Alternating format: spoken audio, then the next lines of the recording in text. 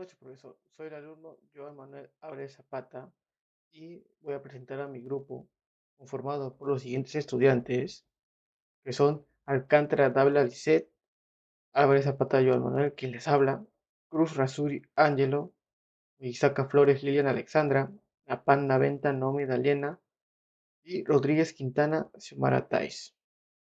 En esta ocasión a mi grupo le toca exponer sobre el tema de gravimetría, determinación del hierro, y en volumetría, determinación de la acidez del vinagre. Yo voy a venir a presentar la introducción de la parte de determinación de la acidez del vinagre. El contenido total de ácido de un vinagre se determina fácilmente mediante volumetría ácido-base. La disolución valorada de una base fuerte reacciona en el transcurso de la valoración con los ácidos orgánicos presentes en la muestra. Una vez alcanzado el punto final, se puede establecer una relación entre los equivalentes de la disolución valorada y añadida la cantidad de sustancia, lo que permitió conocer dicha acidez valorable. Para determinar la concentración exacta de la disolución de dióxido de sodio, con el fin de su utilización en la determinación de la acidez valorable, se puede emplear un ácido patrón primario, tal como el ftalato ácido de potasio. El punto final de estas determinaciones se detecta utilizando como indicador ácido-base la fenolftaleína. El vinagre es el líquido obtenido de la fermentación acética del vino puro o diluido de etiquetas de vino con una riqueza mínima de 50 gramos de ácido acético por litro. La acidez total se define como la totalidad de los ácidos volátiles fijos que contiene el vinagre, expresada en gramos de ácido acético por 100 mililitros de vinagre. Eso sería todo de mi parte y a continuación sigue mi compañera Lila Morizaca Flores. A continuación, explicaré la experimentación de la acidez de vinagre. En el experimento que se realizó se utilizó 2 mililitros de vinagre que se procedió a pesar en la balanza analítica que nos da un valor de 1.9, diré. Luego calentamos 20 mililitros de agua hasta su ebullición.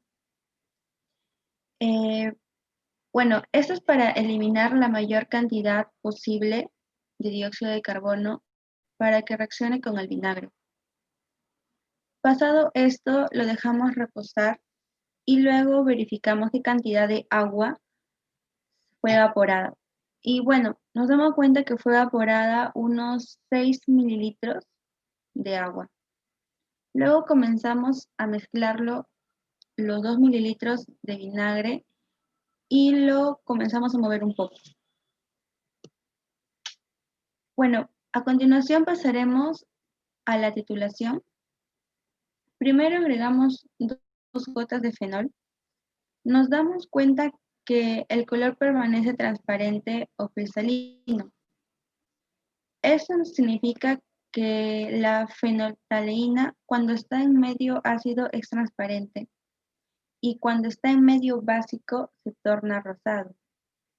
Entonces lo que haremos es agregarle óxido de sodio de 0,5 molar para que así pueda cambiar a color rosado. Notamos que cambió de color rosado. Cuando cambia de color rosado, inmediatamente tenemos que cerrar el grifo y ahí sabemos que la solución está indicando un proceso de neutralización o que ya está pasando a básica. Bueno, ahora ya haremos la concentración del ácido acético. Como valencia debe cumplir que la concentración del ácido por el volumen es igual a la concentración de la base por el volumen de la base. Podemos decir que el ácido acético es igual al número de moles de hidróxido y esto será igual a la concentración molar de hidróxido de sodio por el volumen hidrocarbonado. El número de moles de agua es igual a la concentración molar del hidróxido de sodio, que es 0,5 mol sobre 0.003 litros. Ese cálculo nos da 1,5 por 10 a la menos 3 moles. El ácido acético va a ser igual a la masa del ácido acético, el número de moles del ácido acético. Y la masa del ácido acético masa molar por el número de moles del ácido. Sustituimos, tenemos que la masa del ácido acético es igual a 60 gramos por 1,5 por 10 a la menos 3. Y bueno, teniendo de resultado 0,09 gramos. Luego hallaremos de ácido acético, que es igual a la masa del vinagre por el 100%, que es igual a 1,9 gramos por el 100%, 4,73%. Y bueno, el valor queda dentro del reactivo, ya que la equivalencia del pH será básico, porque existe la presencia del ion acetato. Ahora vamos a hallar el pH. Para una medición precisa se utiliza el medidor. Vamos a introducir el electrodo en la solución de pH 7 y vamos a dejar que el electrodo en la solución durante unos 30 segundos y luego pH 7. Primero enjuaga la solución del tampón de pH 4. Dejamos que el medidor se estabilice y ajuste el valor de pH 4.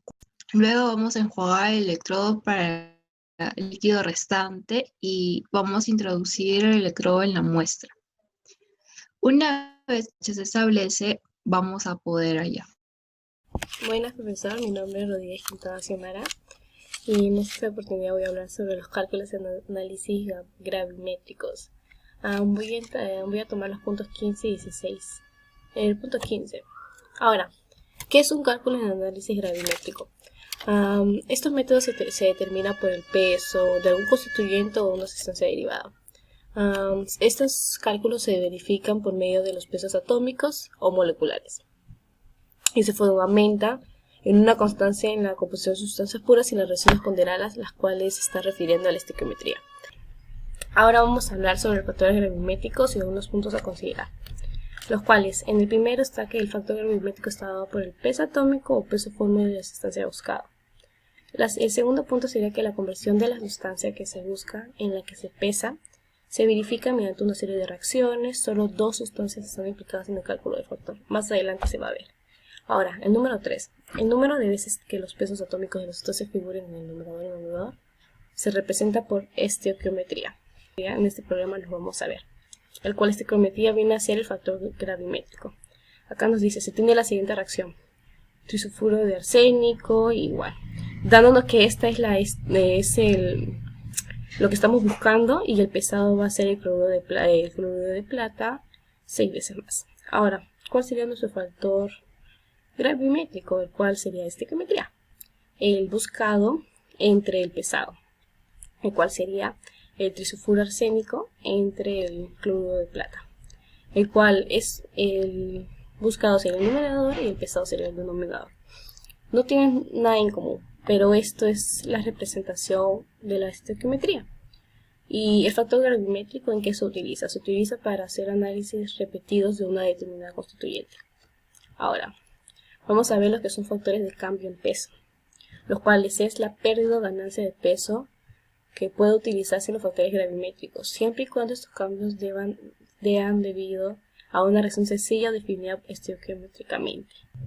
Ahora, estamos con lo que son muestras peso-factor, en donde la pérdida o ganancia se puede ser por factores gravimétricos siempre y cuando estos cambios sean debido a una reacción sencilla o definida estequiométricamente. Ahora, para cálculos referidos a muestras secas. Para muestras que ganan o pierden humedad con facilidad, con análisis en distintos tiempos y condiciones diferentes. Ahora vamos con las determinaciones indeterminadas. Dos puntos a considerar. Pueden obtenerse conjuntamente en forma pura para la pesada, o número 2, que contiene un elemento y no común que puede convertirse en otro productor y ser pesado como tal, o pueden ser convertidos en una mezcla de compuestos puros. Ahora, otro ejemplo. Acá tenemos el sodio y potasio se pueden transformar conjuntamente en cloruros, donde el cloruro de sodio y el cloruro de potásico que se pesan. Disuelten esta mezcla de cloruros y transformar en ion cloruro de plata se pesa de nuevo, teniendo que Y vale el gramo de cloruro de sodio más el cloruro de plata, y X el gramo de cloruro de sodio. Entonces X menos Y eliminando, saldría que solamente son gramos de cloruro de potásico. Ahora, aplicando lo que son los factores gravimétricos, tenemos que X está en cloruro de plata entre cloruro de sodio, y el cloruro de potásico está entre cloruro de plata entre cloruro potásico. Y ahora nos están pidiendo lo que es el total, teniendo consigo la suma de estos dos, el procedente de NCl y de KCl. Ahora, dándolo con números numéricos, con los datos numéricos con el problema, y reemplazando. Por ejemplo, acá tenemos el cloruro de plata, que su masa molar es 143,32, el cloruro de sodio es 58,44, y así. Reemplazamos y nos sale que el gramo de cloruro de plata sería 2,452 de X más 1,992 Y menos X. Tenemos la determinación de agua, hidrógeno y carbono, que esto sería el punto número 16. Teniendo el agua, en el punto de agua en esencial el agua higroscópica y el agua incluido también conocida como ocluida. Está absorbida, el agua higroscópica está absorbida sobre la superficie de las partículas y se determina en la desecación en la estufa a unos más o menos 110 grados centígrados. Sin embargo, esto no garantiza que la humedad sea extraída por completo. Ahora, tenemos que algunos hidratos pueden perder el agua esencialmente a una temperatura menor o inferior a 100 grados centígrados.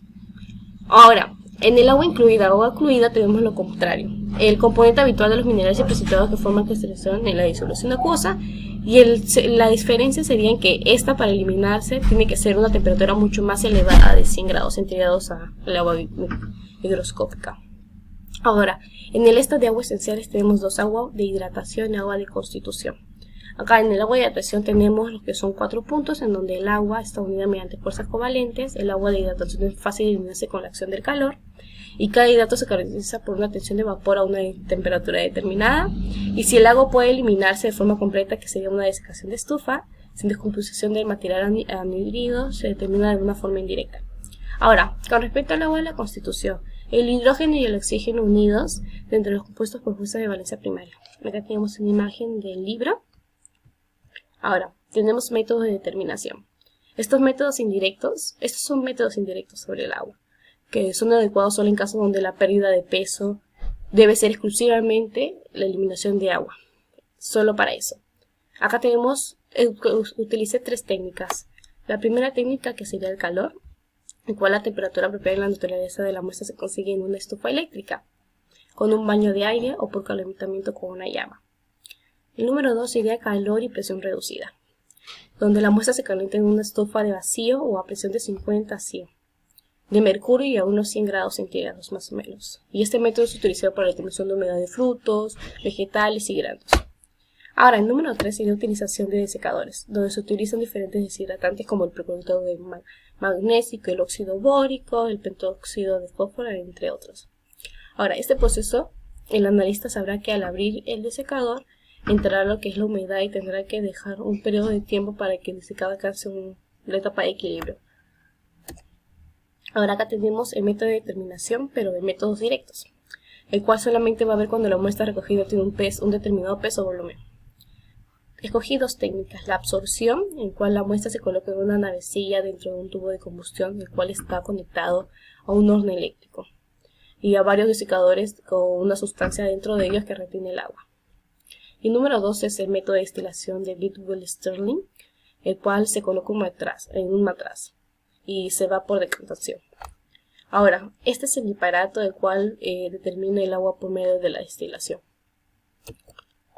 Ahora tenemos el carbono. El carbono se determina en forma de dióxido de carbono. El carbono de los compuestos orgánicos se convierte en dióxido de carbono por combustión completa, que a la vez transforma el hidrógeno en agua. Escogí 2 absorbentes: la disolución de dióxido potásico y la cal sodada. Por ejemplo, utilizaba como absorbente el dióxido potásico como absorbente del dióxido de carbono. Pero un inconveniente de este absorbente es que forma demasiada espuma, entonces no nos permite utilizar lo que son corrientes gaseosas rápidas. Ahora, con la cal sodada, esta se prepara por la evaporación o sequedad y calcinación al rojo de una disolución de dióxido sódico y ácido. Pero para que esto sea efectivo, el sólido a tratar tiene que contener mínimo 2% de agua. Gracias.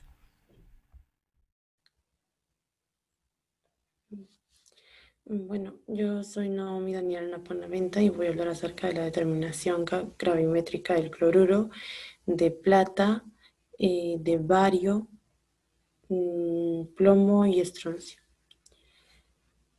¿Ya? La determinación del cloruro se determina mediante la precipitación con el nitrato de plata de una disolución débilmente acidificada con ácido nítrico. Después de después de un periodo después de un periodo convincente de digestión, se filtra el cloruro de plata, se lava y se deseca a peso constante. Cuando el procedimiento es adecuado, se eliminan las fuentes de error. Y también este método es más exacto que otras gravimetrías. Sustancias que interfieren. Los otros aniones que precipitan con el ion plata en disolución ácida.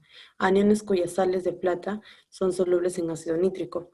Iones de metales pesados con cloruros insolubles. Iones metálicos pesados que se hidrolizan dando precipitados.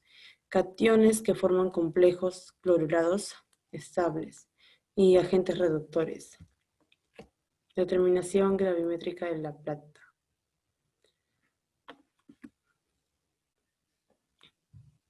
Ya. Estos concurren en las mismas circunstancias y las fuentes de error que en la determinación inversa. Se tomará el ácido clorhídrico como reactivo precipitante, ya que tiene la misma función que el ácido nítrico, y evita las sales de plata de los aniones de ácidos débiles, manteniendo coagulado la precipitación y evitación de la peptización en el lavado. Determinación gravimétrica del sulfato. Se determina por precipitación con cloruro de bárico en una disolución caliente débilmente acidificada con ácido clorhídrico. Las sustancias que interfieren son aniones de ácidos débiles, cationes que forman sulfatos insolubles, iones de metales pesados y nitrato y clorato. Determinación gravimétrica de bario, plomo y estroncio. Determinación del bario. En forma de sulfato de bario, está sujeta naturalmente a muchas dificultades de la determinación del sulfato. Un exceso moderado del ácido sulfúrico hace disminuir la solubilidad del sulfato de bario. Ya, sustancias que intervienen. Las sustancias que intervienen son cuando la muestra de bario también contiene plomo, estroncio y calcio. Y entonces ahí es necesario su separación de los cationes. El plomo se verifica por doble evaporación en presencia del ácido sulfúrico hasta que se desprenda humos de trióxido de azufre. Una vez enfriada la solución, esta es diluida en agua y se utiliza 100 mililitros de agua por cada 0,1 gramos de plomo presente. Se añade un volumen igual al etanol del 95% y se deja en reposo durante 1 hora como mínimo o una noche como máximo. Se filtra, se lava el precipitado con ácido sulfúrico y se calcina entre 500 a 600 grados Celsius. Estroncio. Se añade ácido sulfúrico 10 veces más de la cantidad de estroncio presente y el volumen del alcohol es igual a la disolución con el objetivo de disminuir la solubilidad. Se verifica el lava con alcohol de 50% y se determina esta operación con el alcohol de 95%. Por último, se calcina y se pesa. Bueno, gracias. Otras determinaciones gravimétricas corrientes. Determinación de silicio. El silicio, segundo elemento en abundancia en la corteza terrestre, no se encuentra jamás libre en la naturaleza. El silicio se añade a las aleaciones de hierro y cobre para hacerlas a la corrosión. Determinación de hierro. El hierro es el segundo elemento en abundancia en la naturaleza. Se encuentra principalmente en forma de óxidos, carbonatos, sulfuros y sulfuros mixtos. Los metales ferrosos como el hierro y el acero son importantes materiales industriales. Normalmente, estos materiales no se analizan para determinar sus contenidos en hierro, sino el de los elementos que lo acompañan. Para la descomposición de minerales de hierro, se hace lo siguiente. Los minerales de hierro se disuelven en ácido clorhídrico o se atacan por fusión con bisulfato alcalino, que es llamado el pirosulfato. Los minerales son casi inatacables por ácido nítrico o sulfúrico o por fusión alcalina. Aquellos minerales, en especial los sulfuros, en el que el hierro no es un constituyente principal, se atacan con frecuencia con ácido nítrico, agua regia o por fusiones alcalinas oxidantes. Pasamos a la determinación del aluminio. Y este elemento es el tercer elemento en abundancia y el primero entre los elementos metálicos. En la naturaleza abundan los silicatos que contienen aluminio, algunos de los cuales, como las arcillas, se utilizan profusamente en la fabricación de materiales cerámicos. En el aluminio y en sus aleaciones se analizan solo generalmente los elementos que lo acompañan o componentes traza. Determinación del calcio. Los componentes de calcio son abundantes en la naturaleza. El carbonato se presenta en numerosas variedades. Los compuestos de calcio tienen muchas aplicaciones industriales. El óxido de calcio, que es la llamada cal viva, o el hidróxido, que es la cal apagada, es la base fuerte más barata. Y por último, determinación de sodio y potasio. Los compuestos naturales de sodio más importantes tenemos el cloruro, el carbonato y el borato.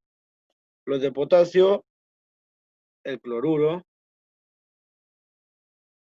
y sulfatos dobles de potasio y magnesio. Los cloruros sódicos y potásicos se encuentran en las aguas naturales. Muchas rocas silíceas contienen sodio o potasio.